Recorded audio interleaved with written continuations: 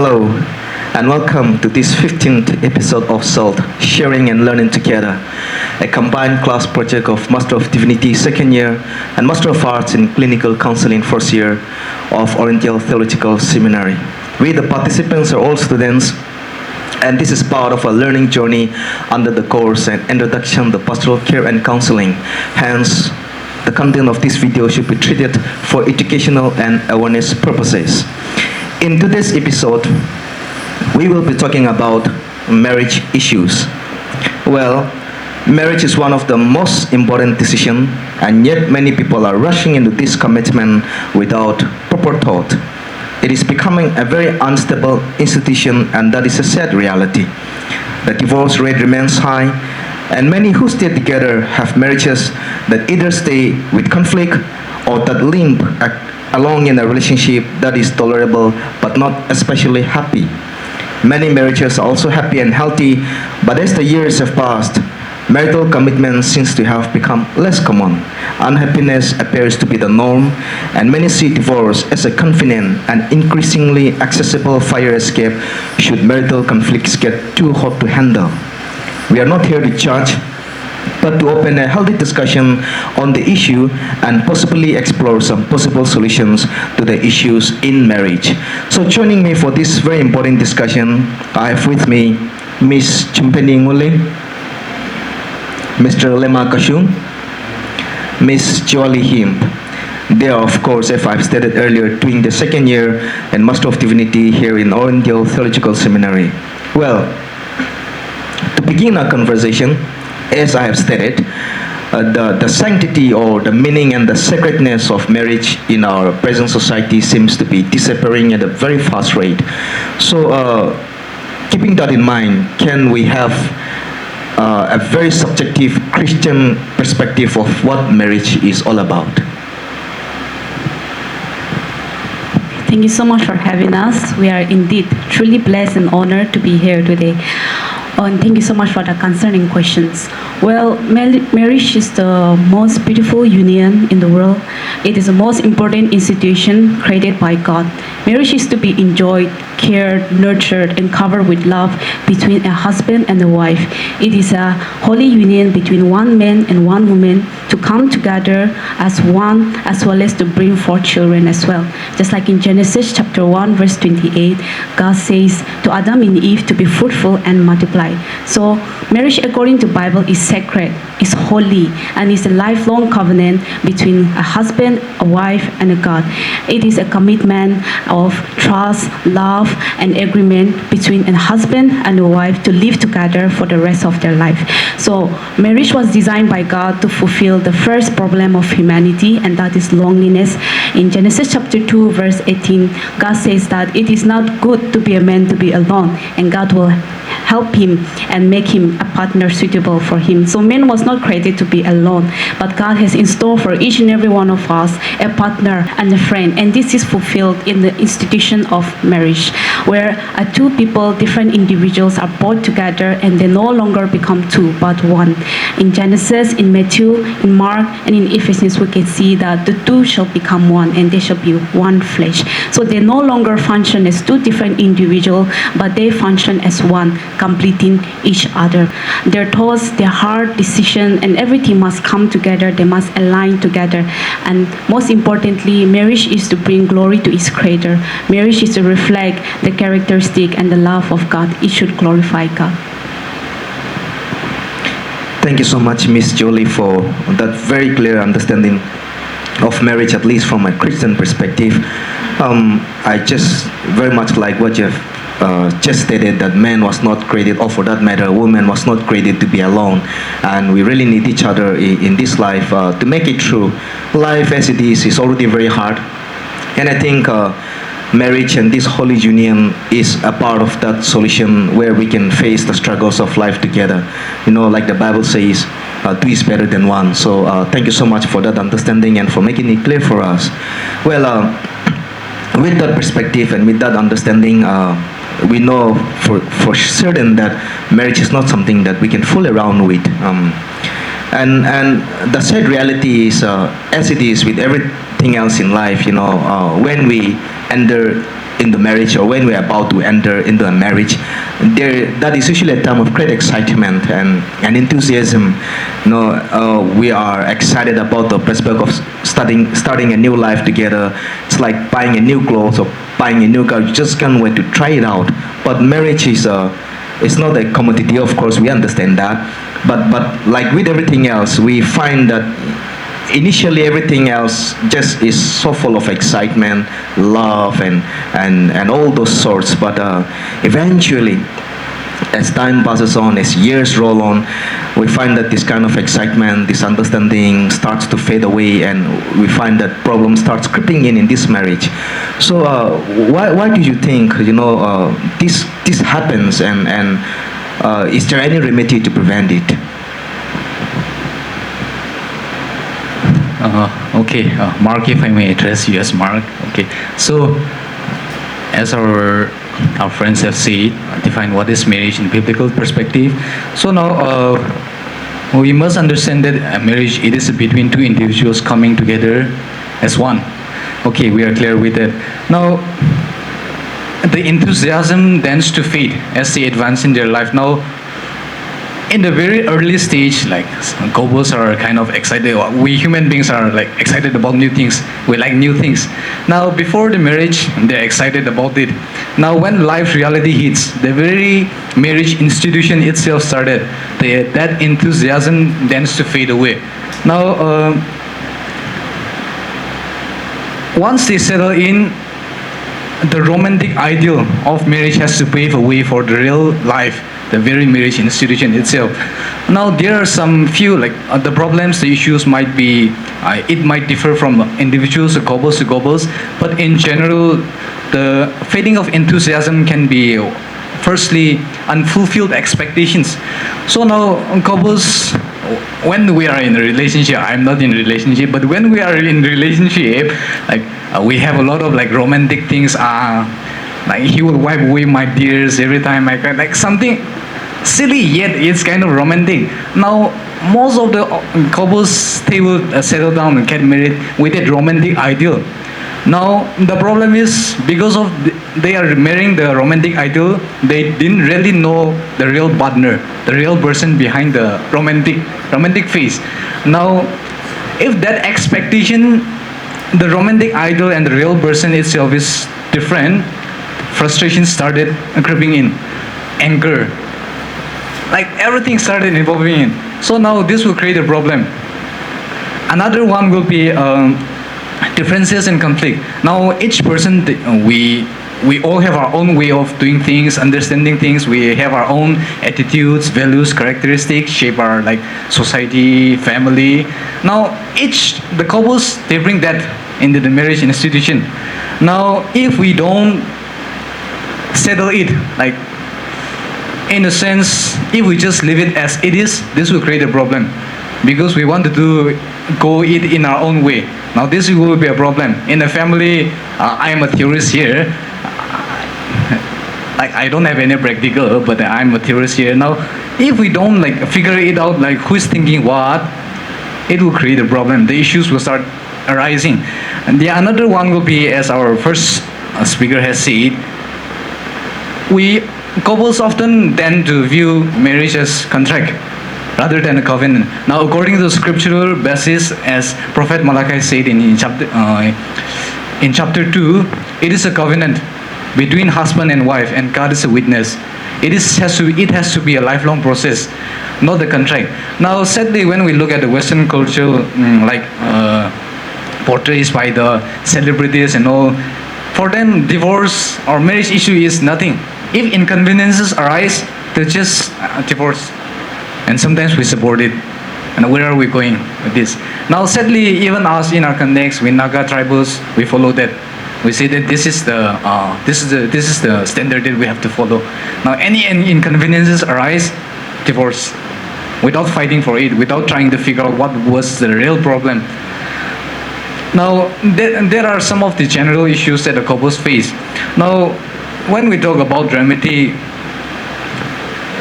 a premarital counseling, a couples before entering into that very taking the vows, they should have a premarital counseling, and then what to expect, what to expect, and figure out what their partners, his or her partners thinks, their attitudes, their values. It will be good if a prior counseling understanding has been made. And then the another one will be communication. Now, in the institutions of marriage communication, a positive communication is a core value, I would say. Now, God has gifted us the ability to speak, to think, to share our thoughts. No animal, no creature here on this earth have the ability, and we human have that. Now, if we misuse that, the institution God has created, the institute itself, it will crumble. Another one will be the understanding between covenant and contract. If the very first beginning of understanding what really marriage is, the solution, the answer itself will be wrong. Now, if we just consider is marriage as a contract, like I said, any issues and inconveniences arise, they'll just leave it as, it's okay, we're not meant to be together, they will separate it. But if we view marriage as a covenant rather than a contract, it is a lifelong process. Then the couples, the family, they will fight for it. They will try to figure out where they are going, where they have made mistakes. They will try to figure it out. And then, in the end, we're just a mere mortal being with our finite being. No matter how much we talk, it's up to the individual and the work of the Holy Spirit, their spiritual well-being, how they connect to God. In the end, it all boils down to the work of the Holy Spirit, I would say, and that the couples or the marriage itself. Well, thank you so much, Lemma, for very clearly giving to us some of those factors and at the same time the remedial measures. I think one of the remedies that you mentioned was premarital counseling, and let me remind the viewers that we have already addressed that issue here on S.A.L.T. If you have missed that video, you can go to episode 14 where we have specifically talked about premarital counseling. And thank you so much for reminding us once again. And I think the factors that you've given to us will seriously help us in understanding or trying to at least keep that institution of an institution of marriage alive, and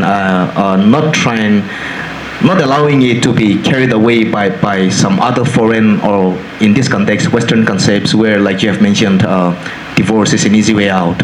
So thank you for reminding us once again. Well, marriage, of course, is a lifelong commitment. It's a relationship, and as is true for every other relationship, it needs an effort from both the participants.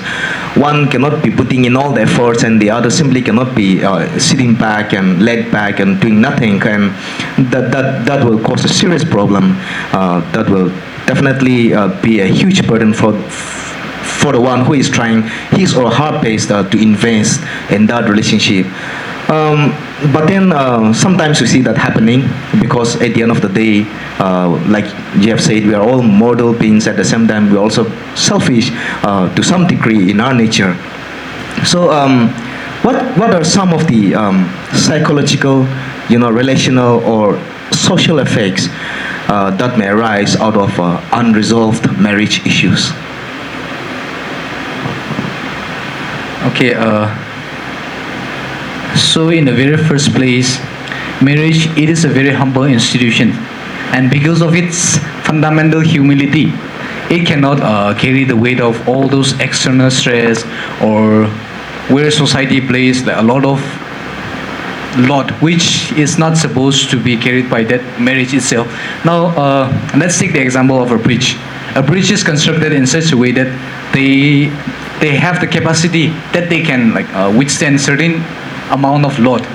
And now, even in the context of marriage, if that marriage itself is loaded with too much load, it is sure to collapse unless being checked and then check the faulty and then being corrected. Okay, like couples, they step on each other's toes, not because they lack rhythm or harmony. It is just because that they are too much overwhelmed by the situations that they are in, by the society, by the community, all the external stress. They are being overwhelmed.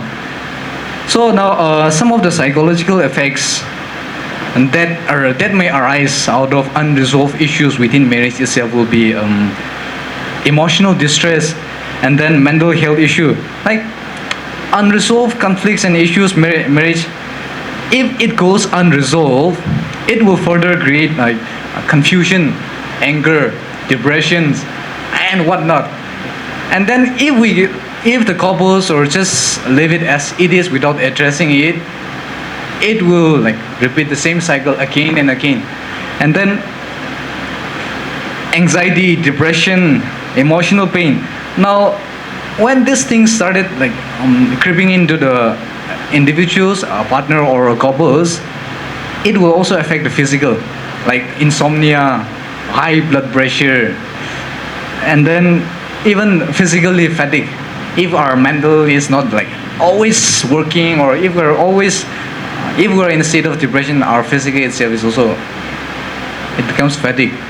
Another will be like if these issues or marriage conflicts, it is being left as it is unresolved, bitterness will form, unforgiveness, anger, it's sure to creep in.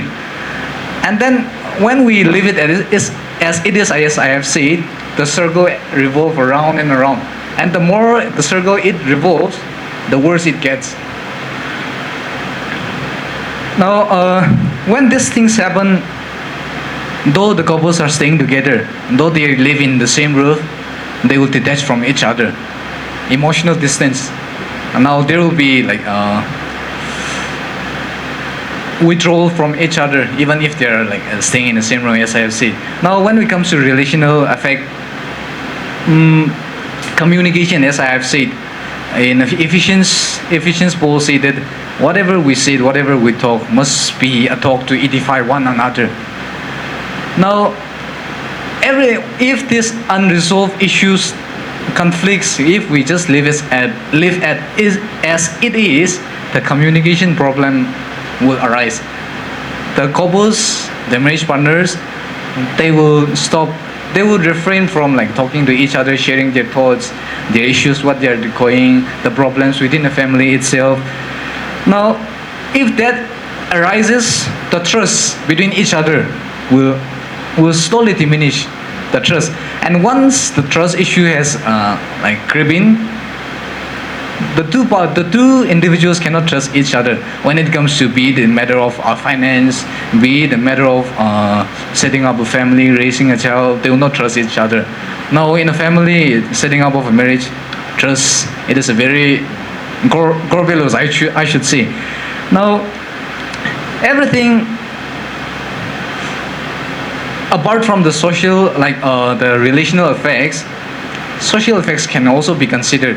Now we know that the marriage, it is not just between two individuals. It is also a communal act. It is a societal, like we do everything in the context of society, in the community. Now when these things are left unresolved, the marriage conflicts are left unresolved, it will lay a lot of burden within the very family itself, within the family, the two families, because a family is a union, not basically it is like union between two, but also it brings together two different families, clan or kinship in our context. Now if we left it unresolved, the bond between the two individuals, also the family or the clan or the kinship, it will create a problem. Another will be, if things are left unresolved, we cannot help, but it will affect the children, no matter what. Children are in the middle, the parents are like fighting at each other. Children, we don't know what to do. So basically, in the end, we will copy that, and then who knows, we might even like do the same thing to our children's or the coming generations. Another thing can be the reputations in a social status. Now, when these marriage issues are left unresolved, the couples, their status will also surely diminish within the social context, the society.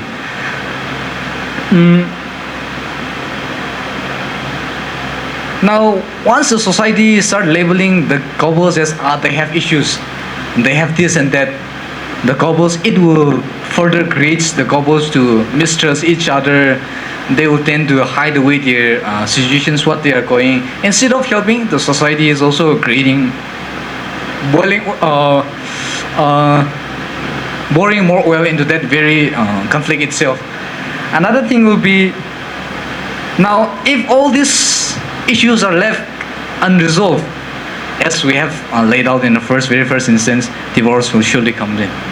Now if divorce comes in, families are separated. Just think about the children's a broken family. Thank you for reminding us that marriage as an institution is fundamentally humble. I think that speaks a lot. We can infer so many meanings out of it, and also thank you for using the analogy of the bridge to remind us, that there's only certain loads that marriage as an institution can bear. Like you have said, our community, I think we don't have such thing as so much of a private life in our community, and that can have a good and a negative side as well.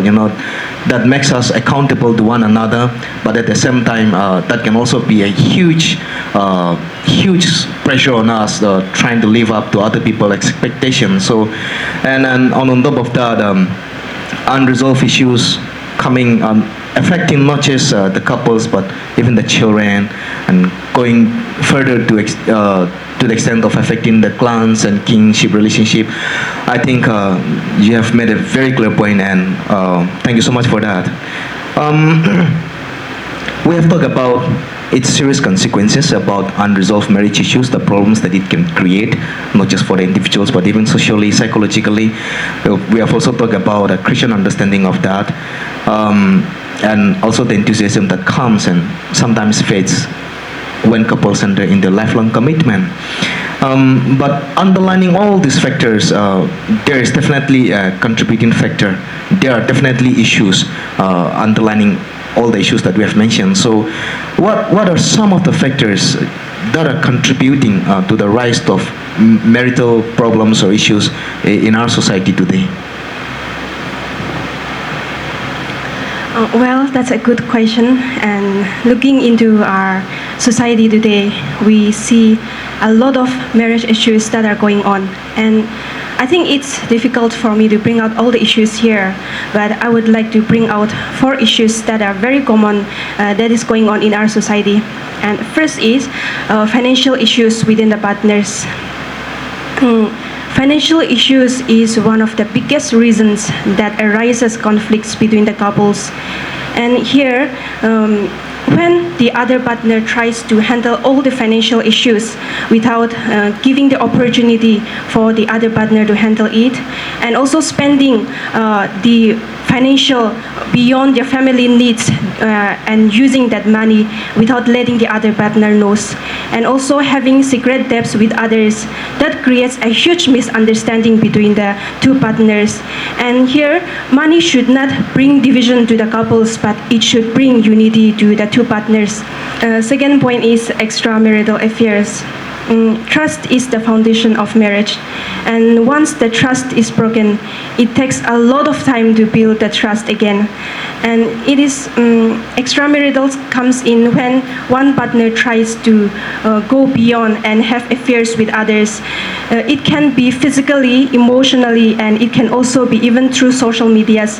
And these issues not only harms the two partners, but it also become a stumbling block for the children and for the whole family as well. And the third point that I want to talk about is extended families.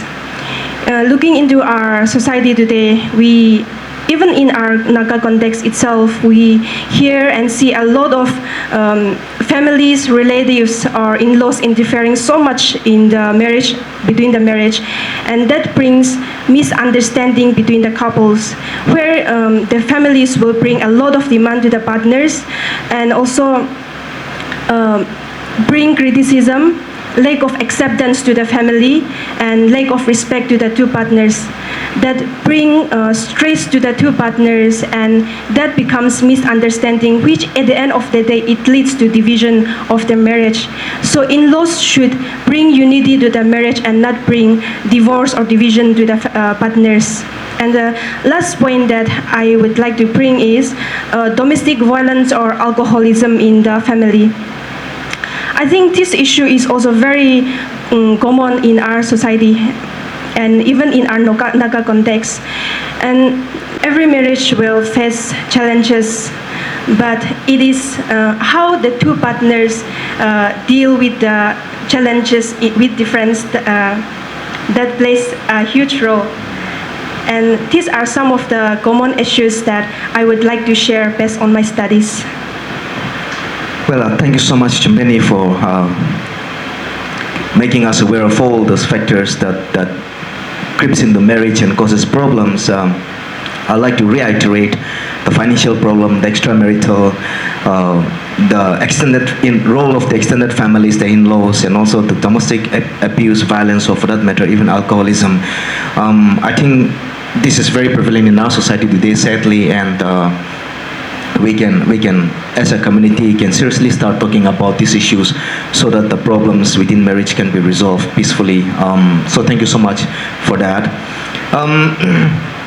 Marriage often disintegrate. Of course, there are also very happy marriages and marriages that lasts a lifetime.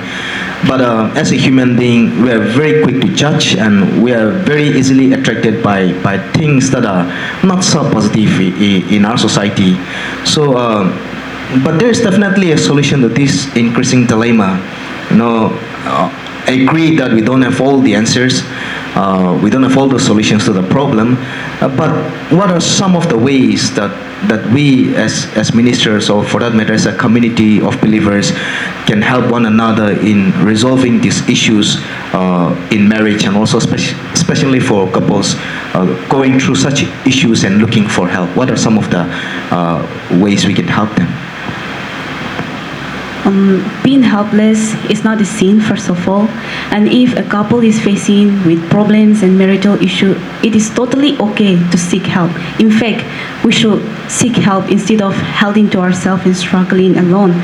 And as a pastor, as a family, as a friend, and as a community, we are to care, we are to guide, nurture, and help the couple who are struggling to find meaning in life.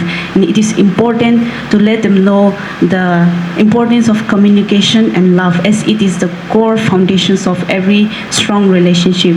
If a communication is weak, and if the communication is not strong, the family is likely to be broken apart. And if love is not involved, a strong family and marriage cannot go further. Therefore, communication is very important, and the stronger the communication is, the stronger the relationship will be, and the stronger the relationship grows, the love will also grow. And it is very important to know that nobody is perfect, and our spouses is also not perfect. So we cannot have that, imagine that to have a flawless marriage, to have a perfect marriage. In fact, a strong family is built. It is a slow process. We need to put our effort in trying to understand our spouses, in trying to understand them, accepting their flaws, as well as trying to learn their love language, in what ways it makes them happy or sad, and what brings them joy or sad.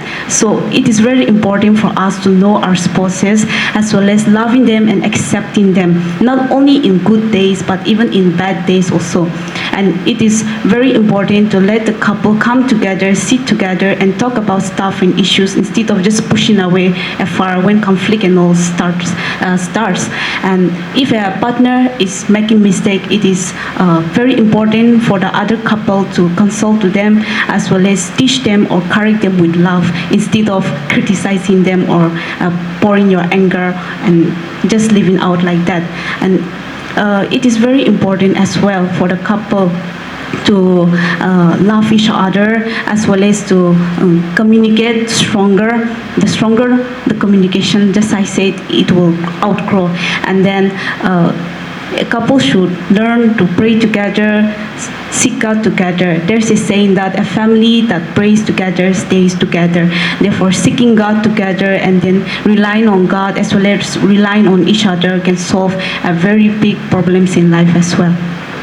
I would like to add a few points. That is, when partners or couples are going through difficult situations or marriage issues within them, it is not about every time giving them grand advices for them to take in, but it might be simple, but it is just sitting beside them and giving them listening ear, listening to their stories, listening to their issues without judging them, and also encourage them to share their feelings and emotions openly with one another, and also tell them to be honest with one another and trust one another. In that way, their marriage can grow in a peaceful way.